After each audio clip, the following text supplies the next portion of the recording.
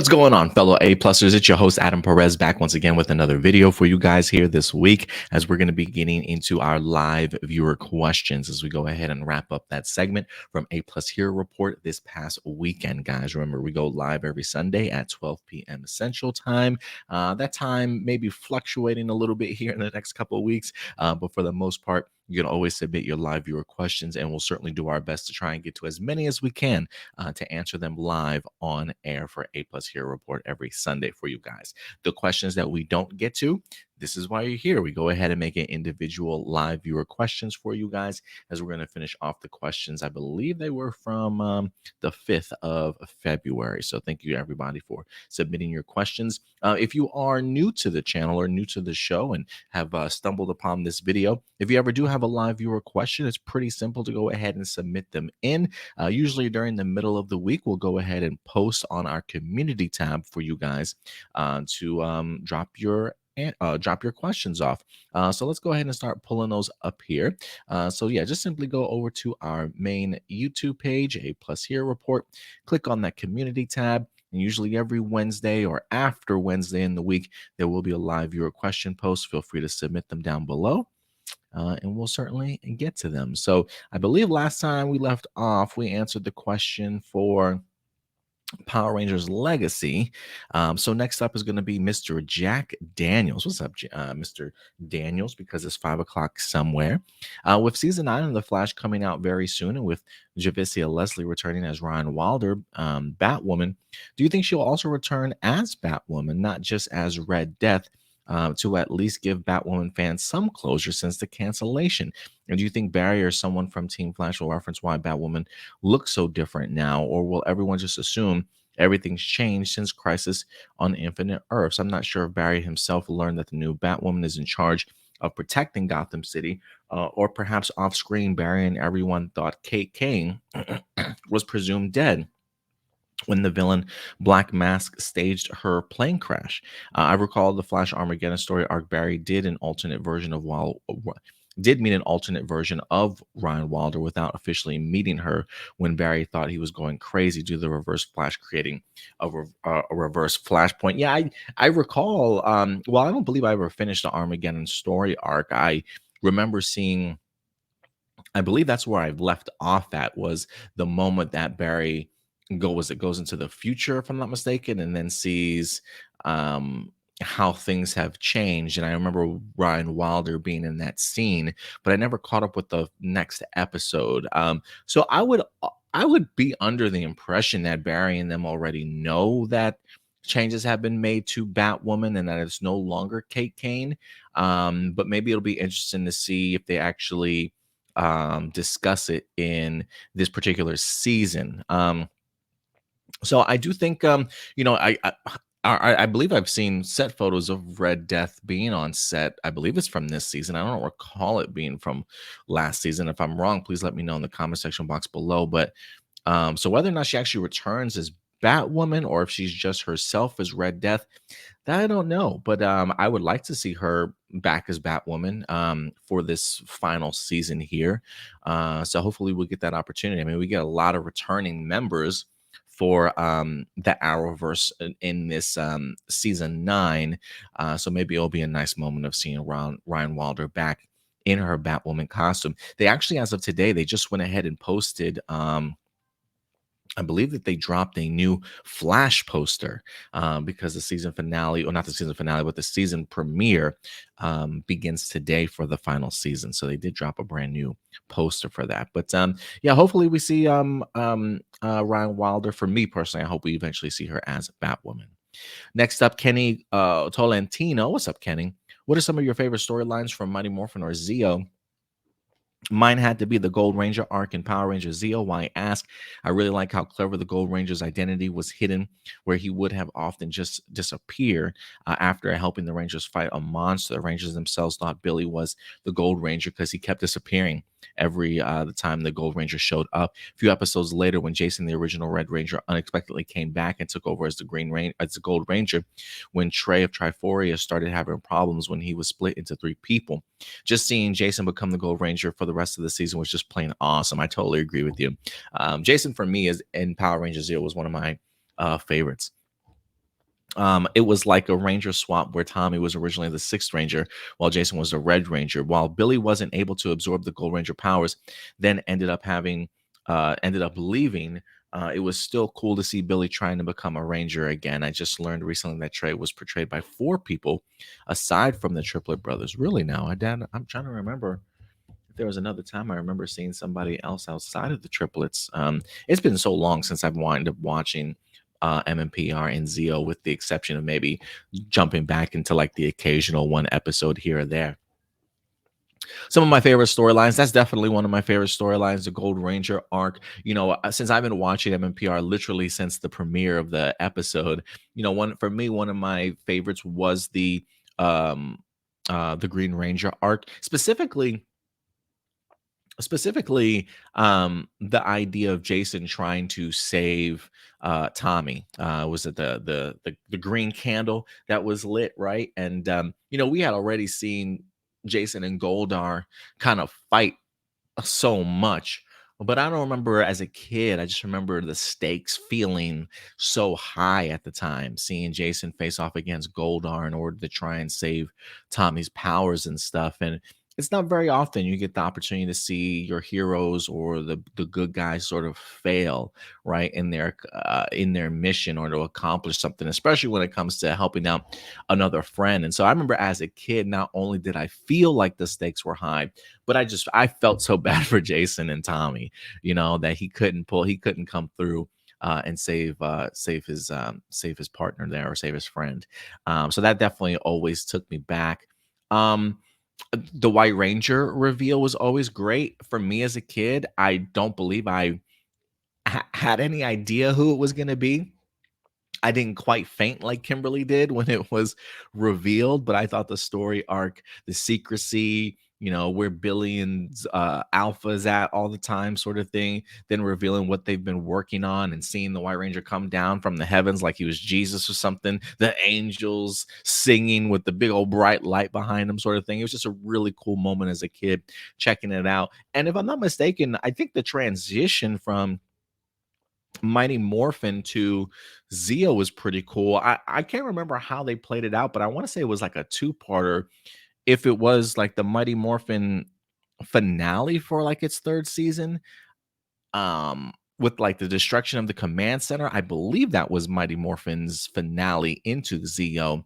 And then seeing them, go through the rubble and stuff and find the Zeo crystals, and then just the ability, the new command center, the ability for them to get the new powers and stuff. I just thought it was a really cool arc that kind of really changed the game for me as a viewer, in regards to seeing a cast that I have been fully committed to for such a long time, now getting sort of like a power upgrade and new Zords. And I was like, oh my God, I can't believe they're doing it. Like, don't get me wrong. I mean, we did end up getting like the Thunder Zords and things like that, right? But it was relatively the same costumes, you know what I mean? But this was like a full on upgrade. And so I always love that transition from Mighty Morphin to Zeo, because then Zeo just felt almost brand new in a sense, like it was just like new material, even though they were already adapting Super Sentai and it was just, hey, here's a new season sort of thing. The way that it felt as a viewer at the time was just like, man, I can't believe we're moving on to something new and they're continuing the story with these characters. For me, it was really cool at the time. So those are some of my favorites, Kenny. Morgan, what's up, Morgan?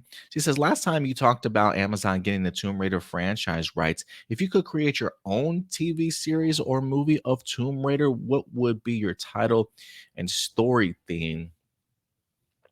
Let me think on the title. Story theme. Considering, look, and I'm not gonna lie, I'm not gonna say I'm a big Tomb Raider fan, in the sense like I know all her lore and the crux of the story. But if I'm not mistaken, I believe it. I remember, was it her father an archaeologist and he died? Was it her mom and father that died or went missing? I can't remember, but I remember there just being a deep connection from Laura and her father, and really like was inspired by her father to become who she certainly was. Right? Understand he was a past archaeologist, if I'm not mistaken, or adventurer, similar to what she kind of became. So for me, I kind of would like to see some weird time travel thing happen. Like Laura Croft comes across some of the most ancient and interesting artifacts, sometimes calling forth very supernatural things to certainly happen, right? So for me, I wouldn't mind if she stumbles upon some sort of artifact that maybe her father was trying to locate. And, this takes her back in time. And, my particular TV series or movie would be the idea of Laura finally getting the opportunity to sort of work with her dad. You know what I mean? Maybe by the end of the story, she's got to come back to the present without him. But I think it would be a really cool story to kind of see father and daughter kind of working side by side to either solve a mystery or to come across some sort of ancient artifact that's needed, and she takes the information that she has learned during that time. When she does go back to her time period, she solves the mystery and confronts sort of the evil villain or whatever the case may be. So maybe something along those lines. I don't know what I would Tomb Raider family tree. I don't know. I don't know what I would call it, but you guys can come up with a title for me. The most talented man alive. What's up, Mr. Balls? You know how Amy Joe has been tweeting recently about her not being involved in the MMPR 30th anniversary special? I feel like Amy Joe is just trying to throw us off guard and that her reason wasn't the actual truth.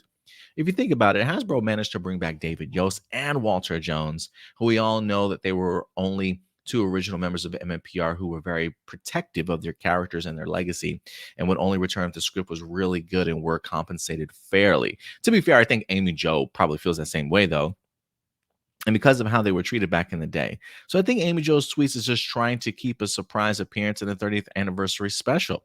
Does also scratch my head. It does also scratch my head that she even returned for a cameo in a 2017 reboot alongside JDF. We even have the rest of the MMPR team from season 2 and 3, including the voice actors of Rita and Alpha. So there's no way Amy Jo would turn down an invitation to return unless she's hiding something or her schedule conflicted with the filming of the anniversary. Lastly, I do also think Amy Jo is smart when it comes to her tweets because you know how social media is these days and how fans react. So who knows if she's really trying to keep her involvement as a surprise. She's an actress and filmmaker, so she knows what's going on in the world of filming. Let me tell you something, man.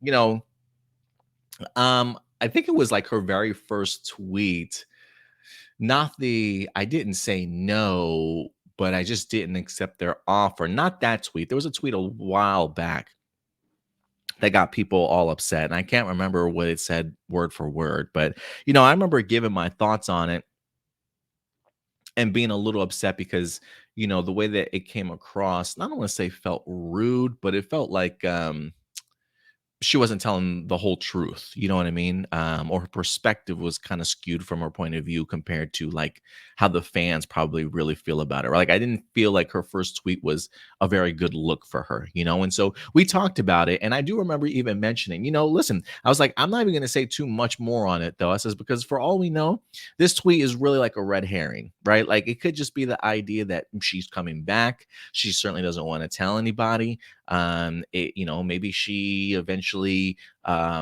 does something for the special. Maybe it's not necessarily like, hey, I'm going to be a cameo. Maybe she's doing music. I don't know what the circumstance certainly was, but I'm definitely not going to count it out, because you're right. I think if anybody understands how social media works, how the fans react, it's Amy Jo Johnson. And I definitely do not want to be one of those people that gets egg sort of thrown on their face if she, in fact, does sort of come up. Because it's very easy for us as fans in the fandom to be very reactionary to every little single thing that's being said, right? And there are plenty of people that I've seen out there that have taken some of her words and just completely shit on this woman.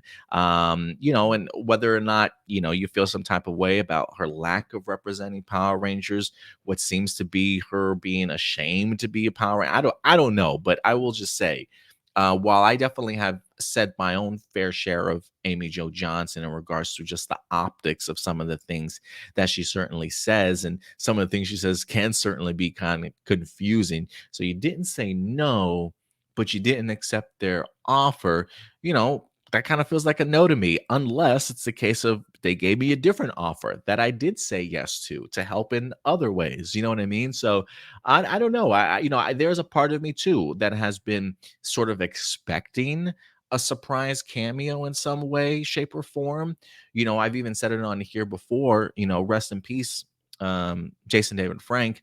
It would be really cool if they managed to kind of get him back for a cameo without saying anything. I'm not going into these reunions with that expectation whatsoever. But when it comes at least to Amy Jo Johnson, there is a part of me that thinks that she's hiding something, that she's got something else planned for the 30th anniversary. Because to a certain extent, you're right. The fact that David Yost is back, the fact that Walter Jones is back. And I even said, look, the offer she got may not have even been anything to deal with money. Maybe it was money. Maybe they undercut her, was willing to pay other people more and not her. I can't imagine that though, just simply because of the fact that she's done so much in her career in regards to just television. She's been in movies. She does music, right? She's a director, especially. So she definitely has the credentials to be paid a pretty good sum of money, sort of thing. So whether or not they just couldn't come up with the money, or they found something else for her to do that they could afford for her to do, who certainly knows? But I'm kind of with you, most talented man in the world. I am leaning towards the idea that this is just a red herring, that she's going to the school of Andrew Garfield in regards to how to lie and portray to the media or on social media something entirely and then give us a pretty good surprise. So again, I'm not expecting anything, but I do think that there is something there that Amy is just not sharing with us, and she doesn't have to. She definitely does not have to share with anybody. Sometimes it's our own expectations that tend to want to crap on people the moment that we hear we're not getting what we want. You know what I mean? So I would definitely just caution everybody for how we speak to other people, how we speak about other people. Blossom, did you know that in space is 25 this year? Yes. What's your favorite in space moment? Probably any of the awkward sort of Andros relationship stuff with the Yellow Ranger at the time. Um, I'm trying to think. If I had, what other ones do we have? I always love the Astronomer and Andros moments. Anything with the clip door in there, just because I always thought he had the coolest design. And of course, I think the finale is just bananas great in so many ways. Whether that's the final battle for Andros, um, you know, sacrificing Zordon, the people of Angel Grove stepping up and fighting for themselves. I mean, there's just so many great moments from In Space that I was definitely a big fan of. Gabriel, what's up, Gabriel? In your own personal opinion, what's the better movie?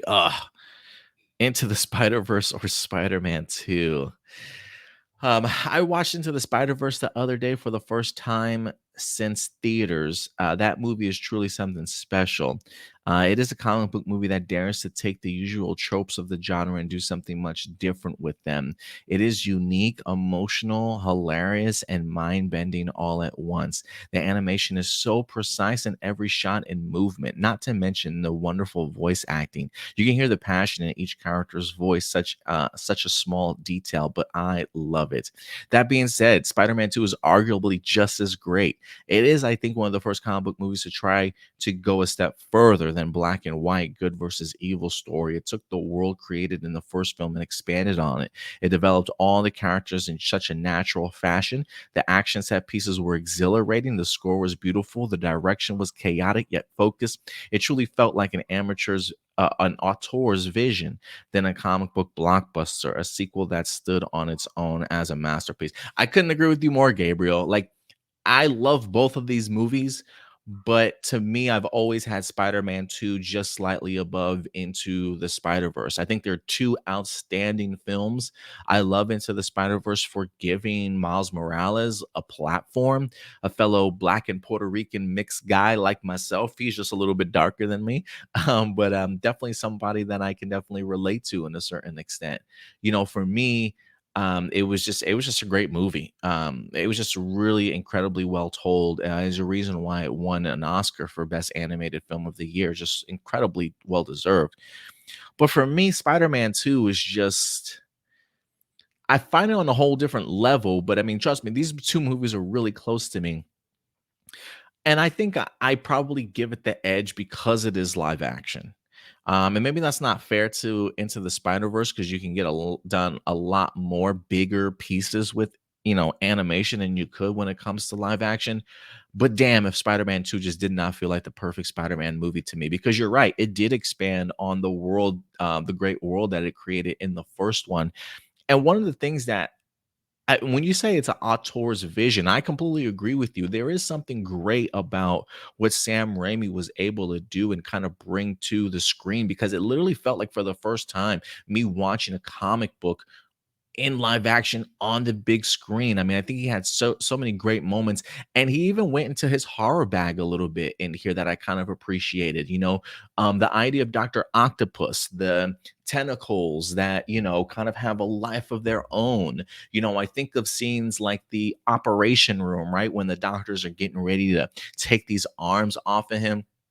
I mean, you watch that, it's something right out of The Evil Dead, the movie that he directed, just certain shots, the close ups of women screaming, that blood curdling scream, getting to see like just the shadows of people being ripped apart or being picked up by the tentacles and shaken, sort of thing. I mean, it was just so chaotic. The tools hitting the ground because of all the chaos and death that's certainly ensuing in that room. I mean, it just brought a flavor of sort of comic book meets nostalgic horror movies. Like even the scene of like um Dr. Octopus climbing inside of the building, right? And it's the scene starts off with them inside of an office building, and you just hear this rumbling, like, what is that noise, right? And then somebody looks out the window and it's freaking Dr. Octopus, and you get this close-up shot of another lady just blood curdling screaming, right? Like it's like a reveal of a monster in a horror film. So on top of just Sam Raimi's greatness, I mean the action, the web slinging, like through the trucks, through the tunnels. I mean, the subway scene I thought was incredible. Like just seeing, Toby Maguire on the front of this train, just shooting his webs out, holding onto the sides of buildings and the faces that he's making as he's literally trying to stop this train on his own. Seeing the people of New York just like majestically carry this guy overhead, sort of like as their savior, and him revealing his identity to the public of New York City and stuff. Like there was just an incredible connection. And it was almost like Sam Raimi just hit magic where everything just kind of came together for this film. And I just thought Sam Raimi did an incredible job with this movie. And that's just the directing and action sequences. That's not even talking about the storyline, the growth of Peter Parker as a hero, the idea of him losing his powers and technically having to kind of get that confidence sort of back in himself to be that web slinger. I mean, this was like the idea of literally Peter Parker ripped out of the comic books where nothing ever happens good for Peter, right? It's like failure after failure after failure, or something goes wrong, failure, something goes wrong. One of my great favorite scenes in Spider-Man 2 is when he goes to take the photos. I think he's supposed to go, I think it's like J. Jonah Jameson's son, who's an astronaut, is back in town or something like that, right? They're holding a big gala for him and things like that. And so Peter's got to go ahead and take photos while he's there. And I mean, the lack of being able to get a drink every time he goes to pick something up, the drink is gone. Realizing that the love of your life was with another man and she's just done with you. Then having to confront your buddy because he's drunken off his ass. He's mad that you've got a relationship with fucking Spider-Man, and then he slaps you in public, right? Like, how much more embarrassing can you get? And then J. Jonah Jameson's Peter Parker, get that shot, right? Like, I mean, it is just textbook Peter Parker sort of at his finest, right? To see Peter at his absolute lowest, and then by the end of the movie at his absolute greatest. Saving Mary Jane, great performances by Alfred Molina. James Franco was great in this movie also. Yeah, look, I've never really been a big Kristen Dunst fan myself, but I thought she was pretty damn good in this movie also. So for me, I'm sorry, I can rant about Spider-Man 2 all day and get hyped about it. So something I definitely might have to go ahead and check out. And it's probably one of the first soundtracks that I ever bought. Because I felt like every song in that movie was a banger that I needed to have for myself. And it was just perfect to me all around. Like Spider-Man 2 to this day is still up there in like my top 5 comic book movies of all time. Like I enjoy it just that much. It's up there with Dark Knight. It's up there with Logan and a couple of others as well. So appreciate the question and give me the opportunity to talk about one of my favorite superheroes. I probably rambled forever on that. I'm sorry. Dino Knights Fight for Your Rights. This past Monday, Catherine Sutherland gave us a tease of this new revamped morphing sequence. I did see that, her in front of a green screen. When I saw it, I was like, dude, we're finally getting new morphing sequences of the OG team. The closest we got was Tommy's Master Morpher close up in Dimensions of Danger, and of course, Adam's new Morphin Once a Ranger. I'm so incredibly hyped for this anniversary reunion special. I'm loving Hasbro and Simon Bennett's working relationship. Dino Fury first came out. Just from the set photos we've already seen at Hasbro Pulse, shows at Hasbro and Simon have put so much attention to every detail. Even I don't know how much Simon Bennett had to do with the MMPR so much as he did with Cosmic Fury. I don't think he's. I think was it Charles Haskell. I think he's directing it, and we already know Becca and Alwyn, the writers, are writing it. So I don't know Simon's involvement, but I'm sure him and Hasbro are talking close to close for everything in regards to Power Rangers as of right now. Even Cat using the original pterodactyl power coin that only Kimberly ever used on screen, from Billy's second generation Radbug flying car to Zordon's cracked energy tube, and Alpha coming back with the original voice actor. Funny that the downers and haters, since Hasbro bought the rights to Power Rangers, always complain that they don't care about Power Rangers.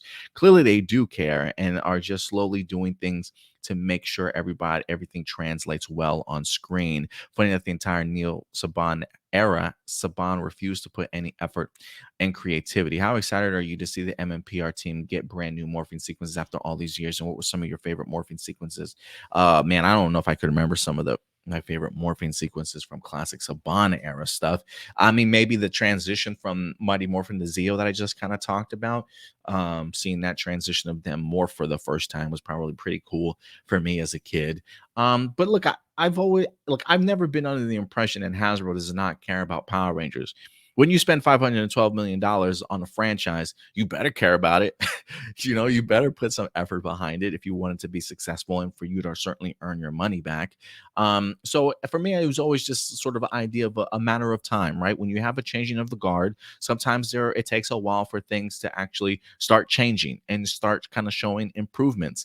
I thought Beast Morphers showed a little bit of a sign of improvement. I thought Dino Fury showed a much even bigger side of improvement, right? And now you tell me we get the opportunity to not only celebrate the 30th anniversary, but we're making a decision to move over to Netflix. That shows me a sign that you're paying attention, and then really going out of your way to go ahead and give us a great 30th anniversary just year in general, right? I mean, we've got two projects, guys, two projects, MMPR and Cosmic Fury, all of which are going to be original footage, them putting their best foot forward, them making the necessary calls to bring back some of these OG Power Rangers, right?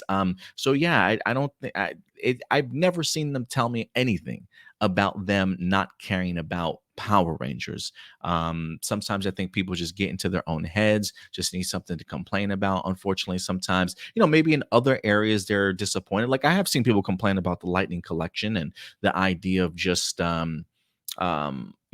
of quality in regards to some of that stuff. How much Hasbro is responsible for that, or how much whoever designs that stuff is responsible. That I certainly don't know, because I don't follow Lightning Collection like that. But for if it's just one segment of the overall bigger picture of what Power Rangers is that's having issues, I don't think that translates into, oh, Hasbro just does not care about it, right? So sometimes I think we jump the shark and get way too exaggerated in the things that we say and don't necessarily think things through. But I feel like Hasbro, if anything, especially this year, is spoiling us as a fan base, and I think we should be thankful as F. You know what I'm saying? And we'll see where the series and franchise goes from here. Let's see here. Jackson Peterson, not to be mistaken for Peter Jackson. Why DC Arrowverse is better than the DCU? That's because the DCU wanted too much too fast. You have to do an origin story or something like that for people to feel for a character and get emotional. But instead of doing that, they threw many well-known characters in one movie and hope for the best. TV, in my opinion, is just better suited for comic book stories. Example, we've spent more screen time with Thea Queen and Arrow than some of the characters we've had in the DCU that didn't really have enough screen time to be explored and developed. And there's nothing movies could ever do to close that gap, unless you're the MCU and have Kevin Feige as the GOAT. A character like Thea Queen in the Arrowverse had more total screen time than the characters in the DCU, like Maxwell Lord, Stephen Trevor, and Ryan Chow. To be fair, Ryan Chow also himself also didn't get proper development in the Arrowverse. Speaks volumes to the type of universe you can create on the small screen. Could you imagine if these shows were allowed to use bigger characters like the mainline Justice League, like Batman himself?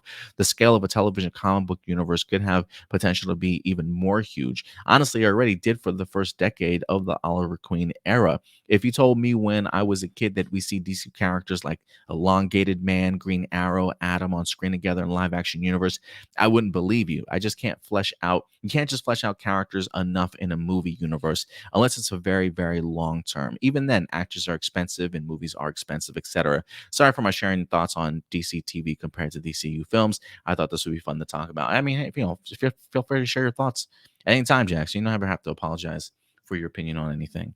Um, I will say this. I think to a certain extent, I will agree with you. Well, okay, let me tackle this one thing at a time. I don't necessarily know if you need to do origin stories for everybody to truly understand a character or get emotional. Um, Maybe if it's like not a well-known character, then maybe you kind of want to, or maybe you go about changing up the formula of how you would do an origin story instead of just the paint by numbers, right? So I do think in some circumstances, an origin story is important. Other characters, maybe not so much, right? Like we don't need to see the origin stories of Superman and Batman or even Peter Parker ever again. Ever again. I think majority of the people in the world know exactly both their everybody's origins in that regards. Um, could you tell superhero stories better on television than you can movies? I think the Infinity Saga for the MCU does prove that incorrectly, but the MCU also is sort of like the precedent, right? Like it's like the first time that's ever been done. I mean, you're talking what 20 something movies over a course of like 8 years or something like that. 10 years to go ahead and put a huge culmination on that. So you might as well have been invested in it like it was a television show, right? Like that formula of that interconnectedness, that one movie connecting into the other, maybe not necessarily directly, right? But as a bigger timeline, there's going to be specks of Easter eggs and comments and things mentioned that connect sort of this whole bigger world. So, in a sense, it is kind of like a television show, just on a much bigger scale in movie form, right? So, I think the MCU has proven that you can just get as emotionally connected and invested to these characters as you can TV. The DC TV side of things, to me, has just proven yes, we can tell these stories in television much better, and we're also doing it better than our cinematic universe. You know what I mean? Um, so I do think that there is a place in a world that we live in where the new DCU, can certainly accomplish the same things that MCU and the Arrowverse have at some point in time. At some point in time, but I do think when you think of just huge stories that have been told over time, you got to give credit not just to the MCU, but to the Arrowverse. I mean, I never imagined that the Arrowverse would have ended up as big as it did. And that is credit to Greg Berlanti, Mark Guggenheim, whoever else was certainly attached from the very beginning in regards to doing that. Because I thought they just put together a huge masterpiece. Was every season as great as they could have been? Absolutely not. But the starting off point for DC television was extremely strong, and it did some incredible things with these characters to get us to the point now where it's like, you miss it. The Flash season 9 begins today, the final season, right? The true wrap up, if you ask me, of the original Arrowverse. I just think it speaks the volumes as to all the hard work and the incredible storytelling for these characters that they've done. And you're right. I mean, we've had the opportunity to see so many characters just fully explored, like a Thea Queen, like you mentioned. I mean, her arc in Arrow was great. Eventually finding out who her true father was and things like that. With Malcolm Merlin, the conflict that she had, wasn't she even brought back by the Lazarus Pit and stuff, right? I mean, I can go on and on about Thea Queen. I was always a big fan of Thea Queen, but yeah, the DC television certainly did a lot, and the Arrowverse certainly was better than the DCU. But to be fair, the DCU definitely had its own hiccups, right? They had management who listened to the loud minority, couldn't make decisions, way too reactionary, and sort of shot themselves in the foot before they can even really get started. So a lot of issues there. But again, that's not to take away from the DC Arrowverse, because to me, the DC Arrowverse, while it may not have been as big budget or um financially in scope to what the MCU did, I find their accomplishment on television just as incredible as what the MCU did in cinema. You know what I mean? Just on a television scale. I really hardly see any difference between the two. I think they've been that amazing. Adrian Perez, I still find Power Rangers NPR such a fantastic season. I really love that each of the Rangers, even Dr. K herself, got an entire episode or two telling us their backstory and how they progressed throughout the season, and back and forth scenes of the characters in present day. Even the Rangers Ranger colors are opposite our episode titles. Aside from the Rangers backstories, every episode got me excited, with the episode immediately kicking off with an awesome action sequence or the Rangers doing something productive like prepping for the next battle. Later seasons like Dino Fury, in my eyes, took many inspirations from RPM and other legacy seasons when it came to episodes just starting off with an action sequence or the Rangers talking about their next move. While nothing is perfect in anything, I do find RPM and Dino Fury to be some of the best seasons we've had in Power Rangers. Just the actual story and characters alone speak volumes. As for the comedic moments in RPM, I appreciate the Green Ranger Ziggy or Dr. K herself as the comedic ones, and later joined by Jem and Gemma, who are gold and silver siblings. Also, some episodes start off with the Rangers. Being interviewed by kids and their families during the visit at their headquarters or town hall, while still keeping the main story relevant. I really want to point out that the two-part episode Ranger Yellow, which was Summer's backstory, during the end of her episode, her family's butler gets attacked by a monster and grinders. As a result, we actually see him dying on screen, telling her that he'll always be there in spirit, which is very rare in Power Rangers. I just love that RPM took many risks, similar to In Space, Lost Galaxy, and Time Force. So we knew that RPM being the last season of the Disney era, Disney let it do whatever it wanted. To conclude, if you're enjoying yourself and having fun time watching a TV show, then it is perfect for you. Thank you for your thoughts on that, Adrian. I appreciate it, man. Yeah, MMPR goes strong, man. Yeah, I'm still surprised that they've kind of looked at. I heard that they kind of even looked at RPM sort of as a failure, which is kind of crazy to me.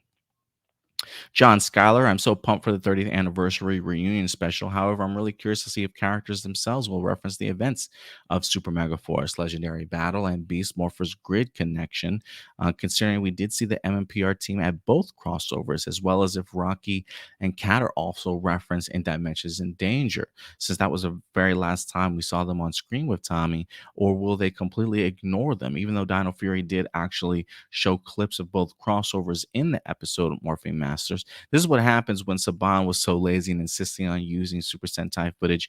It would feel weird if during the anniversary special the Rangers act like, how can we fight without our power coins? I hope they do reference these events. That way we won't assume this anniversary special doesn't take place in an alternate dimension. Look, for me, John, I don't need them to reference it. I saw them with my own eyes. I know where they were in Dimensions of Danger. Them coming back and having to rehash some of that stuff. I personally don't necessarily need it. I mean, we've seen their adventures. We know what some of the things that they've been up to. I would be more interested in them referencing things that we haven't seen on screen that they're kind of that they kind of have been up to, um like when you know I'm trying to think of another comparison to that. I can't off the top of my head, but for me, the idea of referencing past things that you were just in the new season that you're going to be in doesn't make or break for me the idea of, oh, does that mean that they're in an alternate dimension, or does this doesn't take place during the same time period, sort of thing. That stuff doesn't necessarily bother me so much, so I don't need them to reference it. I almost rather them reference things that I have not seen them do and what they've been up to lately in their life, just in general. You know what I mean? For things that, like, what Kat and Rocky were up to before Dimensions in Danger, right? Like, how did they get there? What were their lives like before they got abducted, right? What were their lives like after that particular adventure, or what else did they find themselves in? That's the type of stuff that I want to know. I don't necessarily need them to rehash things that I've already seen them in, but that's just me. Carlo Bernardo, how awesome is it that Dino Fury has been such a stellar series for Power Rangers for fan all over the world, and how it re-energized the franchise after being stale and not exciting for the last decade during the Saban era. I'm still so blown away that the cast of Dino Fury are returning for Cosmic Fury. While I understand that some people felt Dino Fury still had some of the Neo Saban era influences, we can't ignore that Dino Fury was originally written and aired on Nickelodeon before it started full transition to Netflix. So I really love that Cosmic Fury will be our first season of Power Rangers to be entirely exclusive to Netflix and to not have any more filler episodes, just action and character focus. Moreover, a question for you is, since Cosmic Fury and MMPR reunion special will be celebrating the 30th years of the franchise, would you be completely fine if the 30th anniversary were to be the grand finale of Power Rangers as we know it? Yeah, I would be perfectly okay with that. I think it would be just proper closure, honestly. I think the fact that we are getting an MMPR reunion special, I think makes me feel more um, it makes me feel more confident and okay with that notion that if we are truly wrapping up the franchise as we know it, that we're going out with a big bang with Cosmic Fury and MMPR properly being um, properly being represented. You said, I honestly feel that being the grand finale would be a final closure of Power Rangers since it debuted in '93. Just the idea of celebrating 30 years is a huge milestone. Absolutely. Even though we've had some not good seasons in the past, Hasbro moving towards the future with a Netflix reboot could actually be what some fans have been asking for a while, which is more risks and more adult storytelling. And if things don't work out, the reboot down the line, and if Hasbro still wants to keep the brand, they could always return to our current franchise for a little while longer, continuing what Cosmic Fury is setting up when it comes to new and original stories, action sequences, props, and costumes. Yeah, absolutely. I mean, if things don't necessarily work out, you could always go back to the same formula that you were working with before and continue sort of where you left off at. But yeah, like you, I just feel like it's a huge milestone. Like, not many franchises can say that they've been going for 30 years strong. Maybe not as relevant as they used to be, but the idea of re-energizing, I think what's beneficial too for Hasbro is that they have re-energized this franchise. And I think that's maybe what some fans are upset about, is like, man, now that we kind of have Power Rangers with that energy, and Simon Bennett and everybody are really listening to the fans and giving us firsts and really thinking outside the box and giving us some really great content. It's like, man, do we have to get rid of it now? You know what I mean? Just because it feels like they are a little bit on a roll. And so I do think that's probably some of the hesitancy that people have. But look, Netflix has mentioned before, like, we're not just going to be telling television series. We also have in mind movies. We also have in mind animation, and also other kids programming, right? So I'm kind of under the impression that in some circumstances, I think they'll stick to the same formula that they have for quite some time, but just more original footage and maybe no Sentai footage whatsoever. And I'm talking like even Zord type of stuff. Like, I really would like to see Hasbro take that risk in regards to creating brand new Zords, new CGI effects and special effects that really push the envelope in what Power Rangers can be, even for kids programming. You know what I mean? So but again, it'll be interesting to see how much time and money Hasbro certainly wants to continue to invest in it. If it's as big of a priority as they have mentioned, then I'm kind of hoping that that's something that they will eventually do as we certainly go forward. So I do think that they will continue to give people what they want.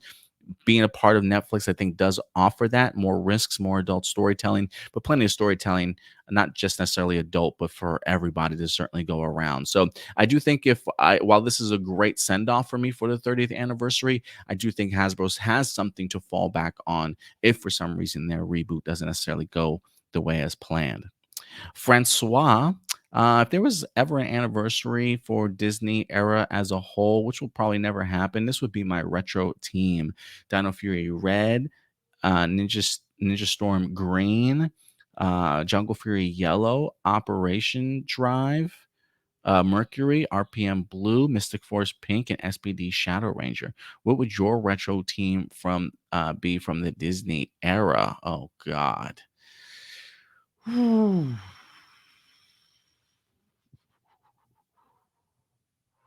The Disney era. Was Wild Force Disney era?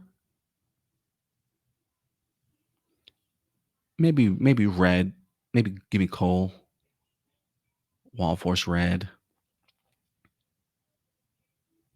Give me RPM green. I definitely want Ziggy on my team.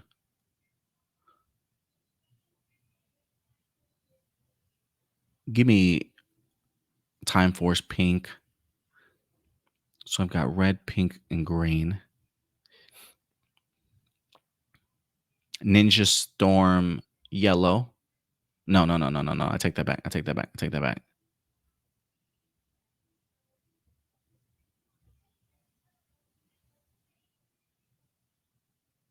RPM yellow. Yes. Give me some RPM yellow.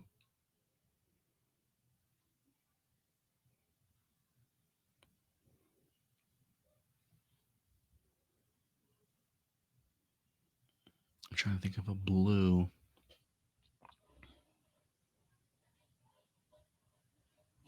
trying to think of another series I have not. Damn, see, 'cause I was thinking Ninja Storm Blue also, but that's another female. You know what? Fuck it. I get 3 females on my team. And Cole and Ziggy. That'll be my team. Let's see here. BJ Thompson. What do you think of the CW HBO Max series Superman and Lois? And when it came out, how did it differentiate itself from the past TV adaptations and movies? Do you see a bigger future with the show? Thank you. Look, James Gunn thinks that everybody loves this series. They've talked openly about the idea of maybe 2 or 3 more Superman and Lois seasons being out there. I think it's a great candidate for um, if CW doesn't want it, the HBO Max maybe picking it up for another season or two. But I've really enjoyed it. I think some people look at Superman and Lois as one of the better Superman iterations that we have out there. Next to Christopher Reeves, which it's hard to push back and debate against that because they've done some really great storytelling. I think Tyler has been an incredible Superman. I've loved the attention to details and the money that they've put behind it. The budget for the show has been great. The CGI, the epic action sequences, great family story, and things like that. I wish we got more Metropolis. We got a lot of Smallville. So in that sense, I do wish the scope was a little bit bigger, but I get the idea of grounding it a little bit more in Smallville. It definitely works to the benefit of Superman and Lois. But it's a great show. I mean, look, I've watched all of season one, parts of season two, and the parts of stuff that I have watched, me and the girlfriend have been really big fans of. So I think they're doing an amazing job. I mean, look, my Superman right now is Henry Cavill. I'm a big fan of Man of Steel. I think it's an incredibly underrated film, but I understand the pushback that it certainly gets, that it may not necessarily be everybody's Superman, but I'm a huge Henry Cavill fan, and I really enjoy what Zack Snyder wound up bringing to the screen. So besides that, though, I think Tyler's doing an amazing job. And what a bigger future, I don't know. I think it's capped at this point just because of James Gunn and Peter Safran coming in to do bigger things for the movie side of things. And I think they're probably going to be in the process of trying to wrap up any loose ends television wise before they reveal roll out new things. So I think Superman and Lois will certainly stick around for just a little bit longer. But after that, I think their time is done though. But it's been great. It's been great. And I think as far as differentiating itself, I mean, it definitely differentiates itself from Man of Steel. It's definitely not as dark and moody.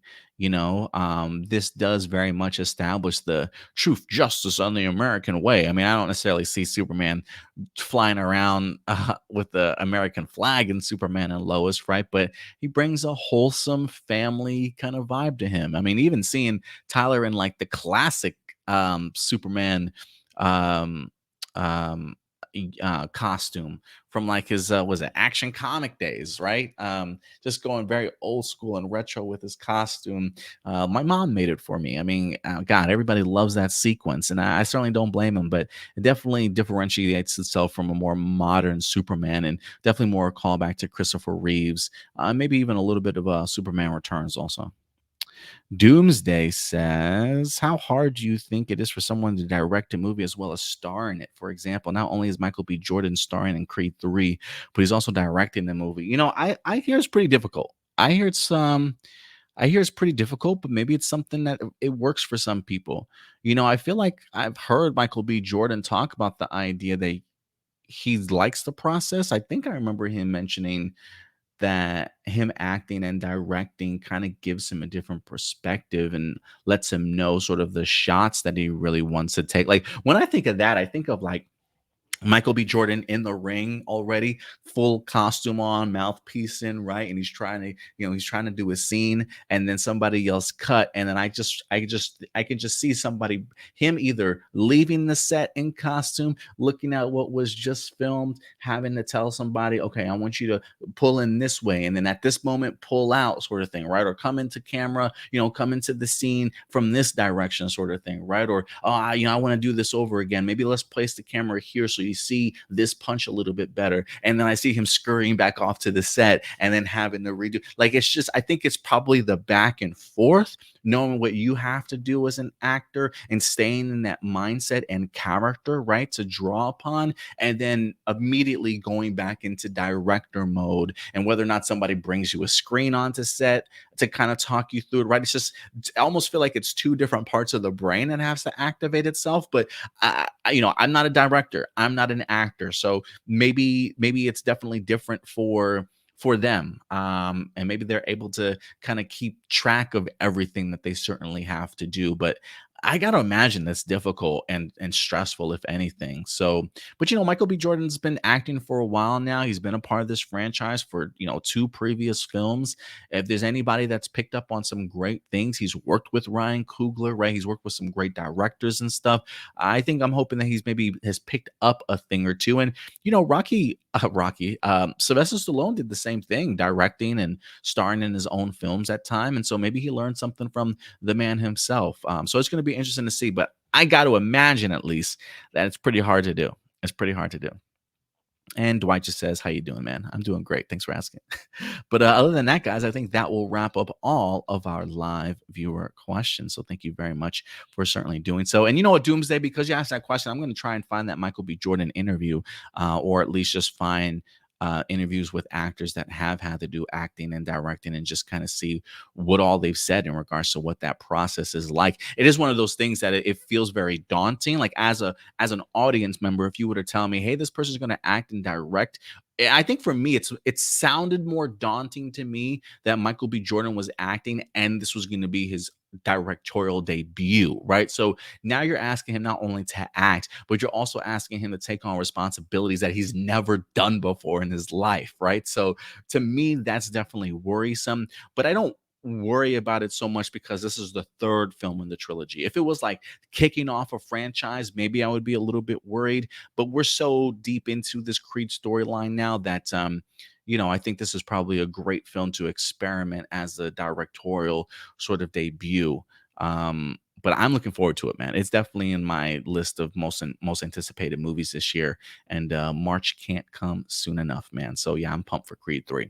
But yeah, guys, other than that, that's going to do it for all of our live viewer questions. So thank you, everybody who certainly joined me here today. And feel free to go ahead and submit your questions over. If anything, I'm probably going to go ahead and drop a new live viewer question post sometime tomorrow or Friday. So definitely keep an eye out on that if you want to start submitting your questions over early in the week. So look out for that either tomorrow or Friday, guys. But other than that, that's going to do it for me here. I'm going to go ahead and get my ass back to work and enjoy the rest of the day. So you guys certainly do the same, and we'll certainly see you this upcoming Sunday on our live episode of A Plus Hero Report. But until then, as always, guys, do me a big favor, take care of yourselves, take care of each other, and keep it A plus. I'll talk to you guys later. Bye.